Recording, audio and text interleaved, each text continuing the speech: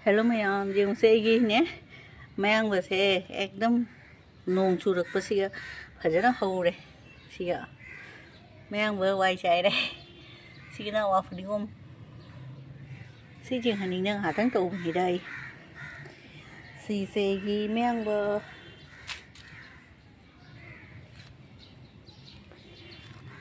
ꯑꯩꯒꯤ ꯒꯥꯔꯗꯦꯟ ꯁꯦꯝꯗꯣꯛꯇ꯭ꯔꯗꯤ ꯌꯥꯔꯔꯣꯏ ꯐꯖꯗ꯭ꯔꯦ ꯁꯤꯁꯦ ꯑꯗꯨꯒ ꯄꯨꯗꯤꯅꯥꯁꯦ ꯃꯤꯇꯩꯗ ꯅꯨꯡꯁꯤ ꯍꯤꯗꯥꯛ ꯀꯧꯔꯤ ꯍꯥꯏꯗꯣ ꯁꯤ ꯄꯨꯗꯤꯅꯥꯁꯤꯗꯤ ꯆꯥꯎꯔꯦꯍꯦ ꯁꯨꯝ ꯃꯥꯁꯦ ꯀꯪꯉꯨꯔꯕꯅꯤ ꯅꯣꯡ ꯆꯨꯕꯗꯒ ꯑꯗꯨꯝ ꯈꯔ ꯐꯒꯠꯂꯦ ꯃꯅꯥꯒꯁꯦ ꯄꯥꯛꯑꯦ ꯉꯁꯥꯏ ꯑꯩꯅ ꯍꯦꯛꯈ꯭ꯔꯦ ꯈꯔ ꯁꯤꯅ ꯑꯦꯂꯣꯚꯦꯔꯥ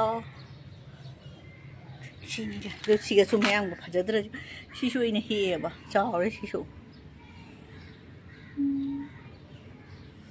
ꯁꯤꯗꯣ ꯑꯩꯒꯤ ꯒꯥꯔꯗꯦꯟ ꯁꯤꯅꯤ ꯐꯖꯕꯅꯤ